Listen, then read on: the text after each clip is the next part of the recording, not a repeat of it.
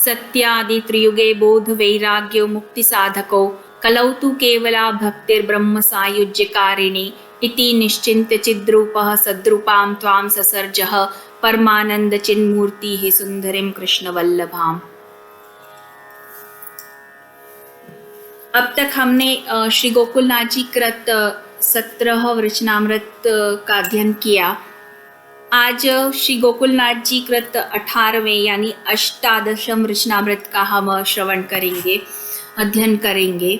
श्री गोकुलनाथ जी आप अपने 18वें यानी अष्टादशम वचनामृत में आज्ञा करते हैं कि इस मार्ग में शरण आके भी इस मार्ग का जो विरोधी हो, अपने ही मार्ग की निंदा, वैष्णवों श्री वल्लभ की धर्म की निंदा करे, ऐसे जीव को बहिर्मुख दुष्ट आसुरी जानना, उससे मेल मिलाप न करना, मार्ग की कोई चर्चा वार्ता तथा भाव का यानी अपने जो अलौकिक भाव हैं, प्रभु ने आपको जो भाव स्फुरे हैं कृपा करके, या जो अलौकिक भाव भावना है प्रभु की, उनका प्रकाश उनके सामने, ऐसे जीवों के सामने न करना। यद्यपि वह कोई अच्छा पंडित ब्राह्मण हो अथवा तो क्षत्रिय वैश्य भी हो, किंतु यदि वह अपने मार्ग की निंदा करता है तो उसे बहिर्मुख मार्ग का विरोधी ही समझना है, जानना है। उसके सन्मुख भाव को प्रकट करने से, मार्ग की वार्ता, अपने भावों का, अलौकिक भावों का प्रकाश करने से अपराध पड़ता है।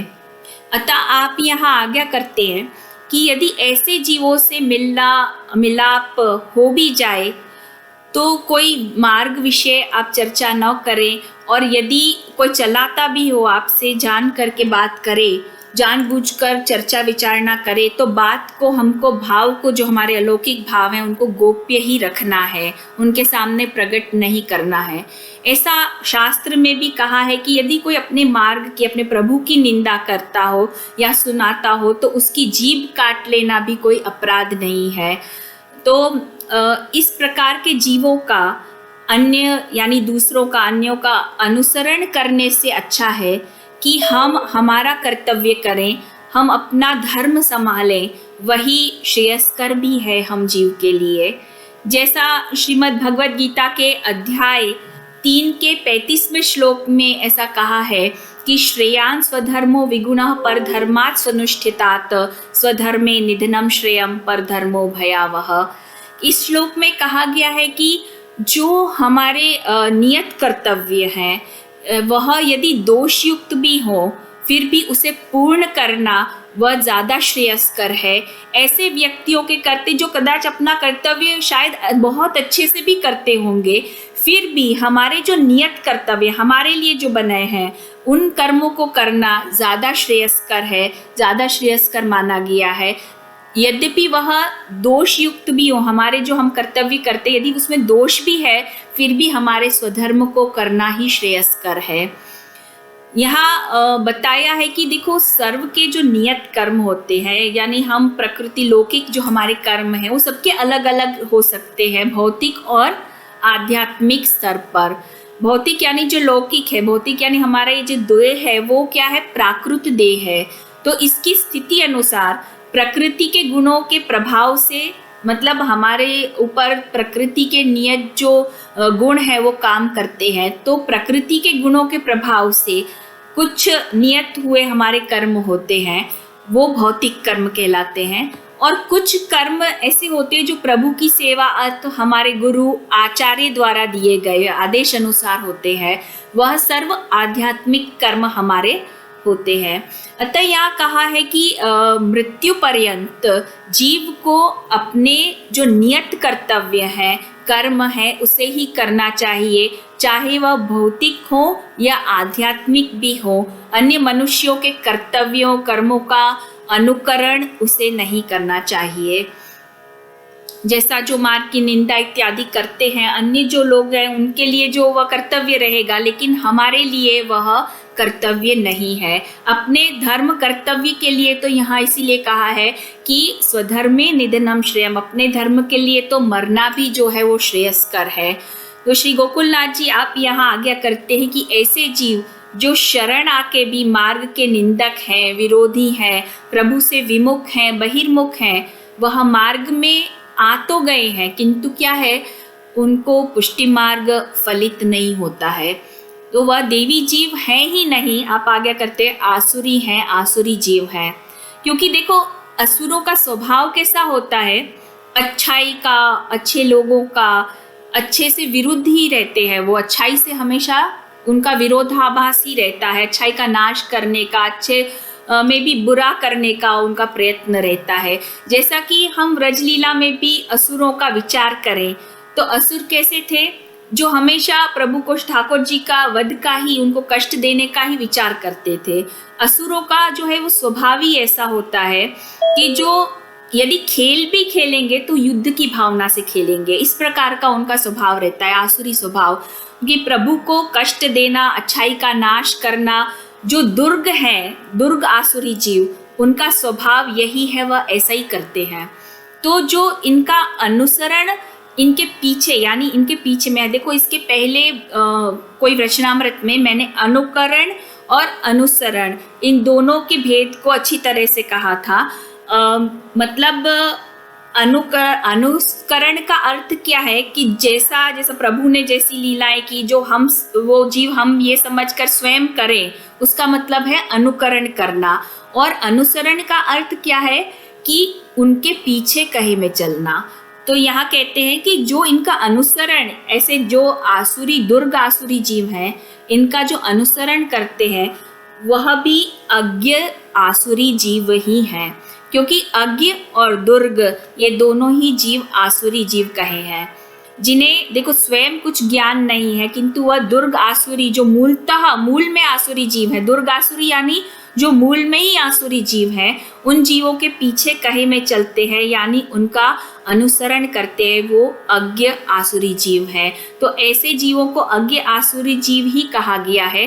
फिर चाहे वह प्रवाही हो जीव या मर्यादित जीव हो, मर्यादा के जीव हो, या फिर हमारे पुष्टि जीव ही क्यों ना हो, तो कहते हैं वो भी अज्ञ आसुरी ही जीव है।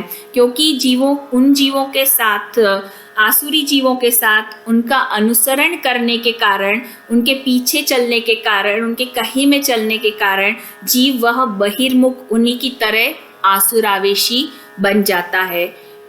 ठीक किस प्रकार, जिस प्रकार से देखो शेर का बच्चा यदि भेड़ बकरियों के टोले में रहे तो खुद को भी वह भेड़ बकरी ही समझने लगता है। जैसा कि हम ऐसा अभी के एग्जाम्पल में देखे कि वो एक मोगली सीरियल आता था, तो उसमें वो बच्चा भेड़ के संग में रहता था, जिसके भेड़ियों के संग में, तो खुद को भी वही समझने लगा था। ठीक उसी प्रकार यहाँ कह रहे हैं कि उन जीवों का, जो दुर्ग आसुरी जीव है, उनका अनुसरण करने से जीव क्या है, अपना स्वरूप भूल जाता है, वो स्वयं को उन्हीं की तरह समझने लगता है। तो यहाँ अधिक सावधानी रखनी है, क्योंकि आप ऐसे दुर्ग आसुरी जीवों का अनुसरण करने से उन्हीं की तरह अज्ञ आसुरी जीव हो जाओगे। जो दुर्ग आसुरी जीव हैं, देखो उन्हें यहाँ कहते हैं कि जो दुर्ग है, जो मूल में ही आसुरी है, जिनकी प्रकृति ही आसुरी है, उन्हें बदलना बहुत कठिन है। आप बदल जाओगे, लेकिन क्या है, वो लोग नहीं बदलेंगे। क्योंकि ऐसे जीव जो प्रवृत्तिम च निवृत्तिम च जनाना विदुरासुरा, प्रवृत्ति के निवृत्ति को जानते ही नहीं है। जैसा श्रीमद् भगवद गीता में कहा है, प्रवृत्तिम च निवृत्तिम च जनाना विदुरासुरा, कि जो प्रवृत्ति के निवृत्ति को जानते ही नहीं है, ऐसे जो जीव है, जैसा श्रीमद् भगवद गीता में ये भी कहा है कि मोघशा मोघ कर्माणो मोघ ज्ञान विचेत सह राक्षसीम आसुरीम चैव प्रकृतिम मोहिनीम श्रिता, कि ऐसे जो मूल में आसुरी है उन्हें कोई बदल नहीं सकता है। जो व्यर्थ आशा, व्यर्थ कर्म, ज्ञान का जो दुरुपयोग करने वाले हैं, विक्षिप्त चित्त के हैं, वह आसुरी जो है वो मोहिनी प्रकृति को ही धारण कर रखते हैं। उन्हें बदलना, बदला जाना अति कठिन है।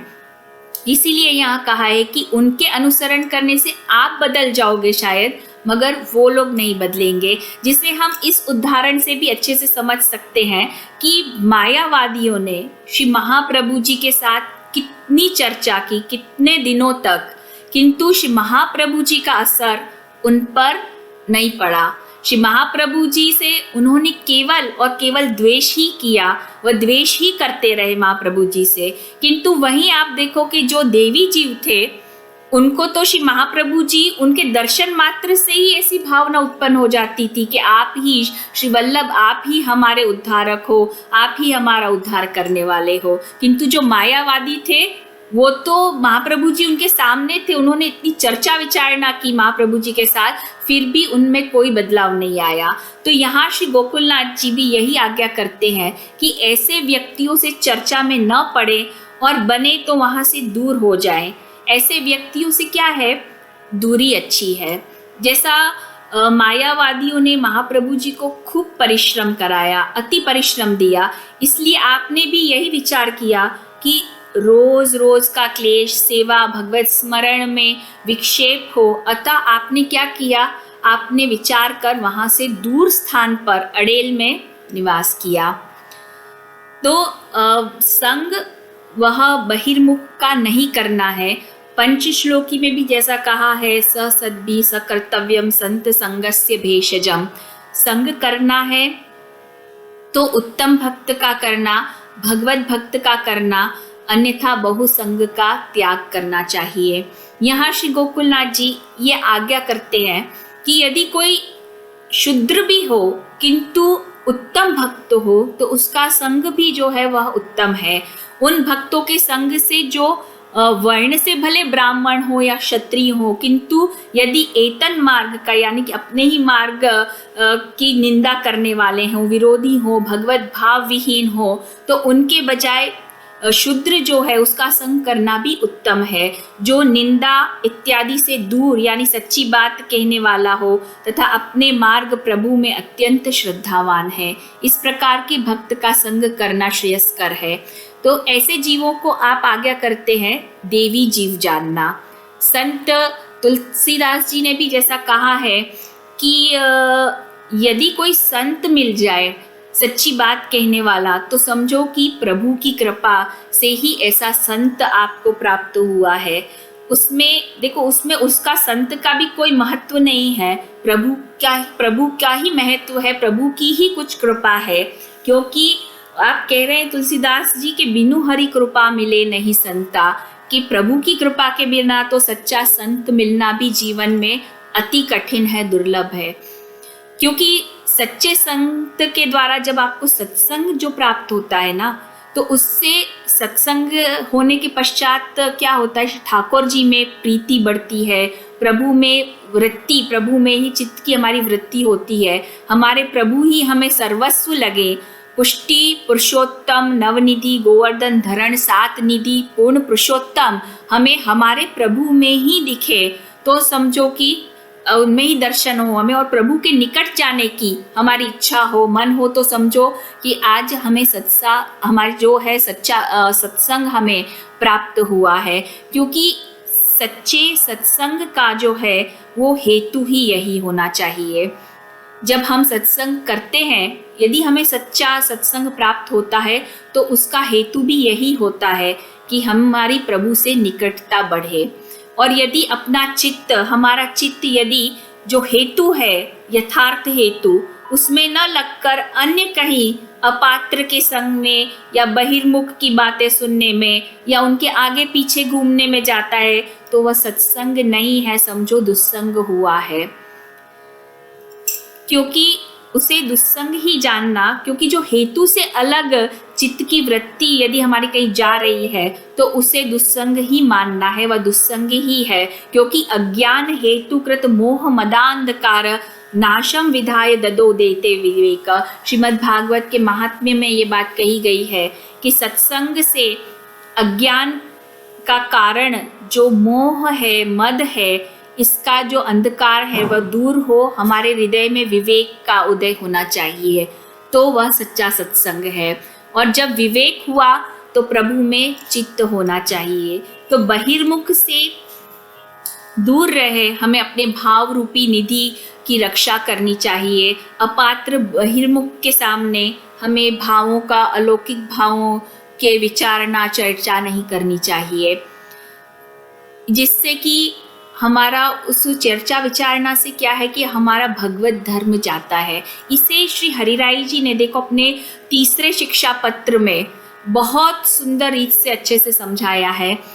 उसमें 14 और 15 में श्लोक में आप देखेंगे तो वहाँ आपको ज्ञान इसका होगा कि ये जो बात कही है कि हरिराई जी ने अपने तीसरे शिक्षा पत्र में कि वैष्णवों को अपने अलौकिक भाव गुप्त ही रखने चाहिए, उन्हें अपने हृदय में स्थापे, अपने हृदय के भावों को, अलौकिक भावों को, यानी हृदय के भावों को यानी कि अलौकिक जो हमारे प्रभु के प्रति, जो हमारे मार्ग के प्रति हमारे भाव है, किसी से कहे नहीं सिवाय उनके जो आपके अंगत वैष्णव हो या सेवक हो, जिनका मन शुद्ध हो, जिन्हें आचार्य चरण तथा श्री गोसाई जी प्रभु चरण के चरणारविंद का दृढ़तर आश्रय हो, उन्हीं के साथ अलौकिक पदार्थों का विचार कर्तव्य है।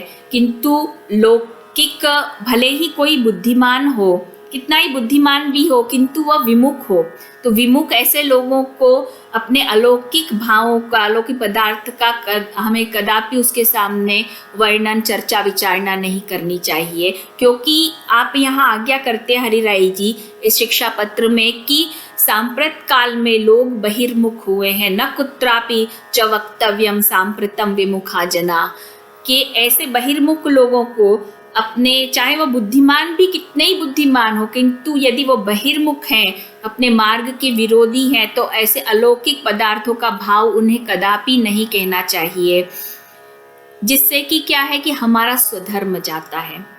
अब ये स्वधर्म क्यों जाता है, देखो हमारा उसकी स्पष्टता भी आप यहाँ बहुत अच्छे से कर रहे हैं कि हमारे अंदर कोई एक सुदृढ़ हुआ दोष जो है, जिसके कारण हमारे अंदर कोई एक ऐसा दोष जो सुदृढ़ हो गया हो, उसके कारण क्या है, हमारा स्वधर्म का, सर्वधर्म का नाश हो जाता है।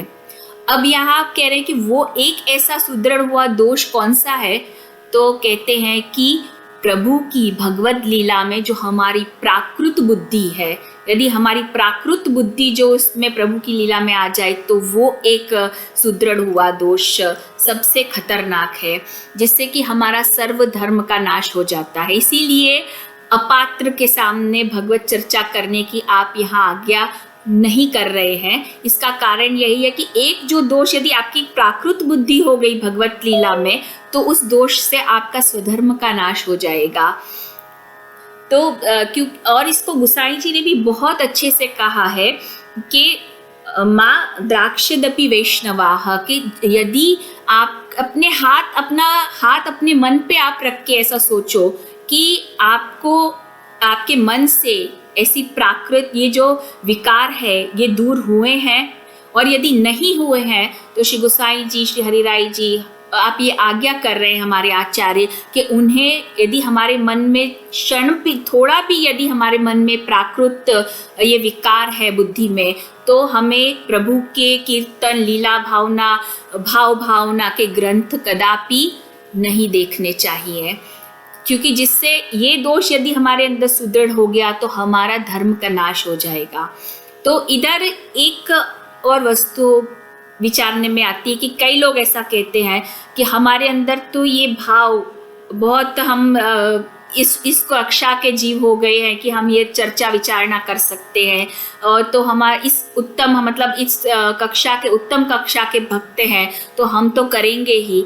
तो जब कोई ऐसी बात करे तो वहाँ गोपेश्वर जी जो हैं, जिन्होंने हरिराई जी की टीका पर के जो शिक्षा पत्र पर टीका दी है, तो वहाँ गोपेश्वर जी इसका खुलासा बहुत अच्छे से कर रहे हैं। आप एक बेहतरीन शॉट मार रहे हैं वहाँ सिक्सर, कि यदि कोई ऐसा कहे कि मेरे में ये भाव दृढ़ है और मैं ये भावना के सब ग्रंथ देख सकता हूँ या हम इसका सत्संग कर सकते हैं, तो वहाँ आप ये कह रहे हैं कि कोटानुकोटि में कोई एक ऐसा जीव होता है, कोटानुकोटि यानी करोड़ों में कोई एक ही ऐसा जीव होगा जिसमें से ये विकार दूर हुआ होगा। या तो कहने वाले में भी नहीं होता है ये विकार दूर, और सुनने वाले में भी नहीं होता है। तो आप यहाँ ये बहुत बेहतरीन आपने ये शॉट मारा है कहकर कि यहाँ पे कि करोड़ों में से भी करोड़ों कोई होगा जिसमें प्रभु में ये प्राकृत बुद्धि नहीं आती होगी। तो आप यहाँ इसका बहुत अच्छे से खुलासा किया है। तो बहिर्मुख लोगों को अलौकिक भाव कहने से आप कहते हैं अपना स्वधर्म का नाश होता है, स्वधर्म जाता है।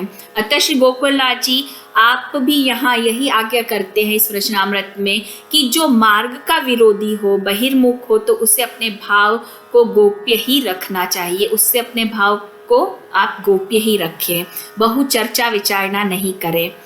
यहाँ आप 252 के हरिदास जी और जयमल के प्रसंग का उदाहरण दे रहे हैं कि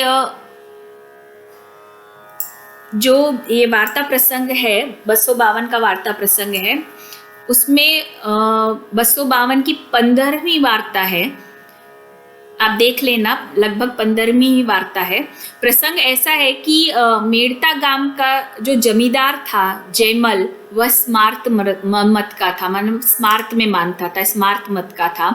तो उसके मन में एकादशी व्रत का बहुत महत्व था।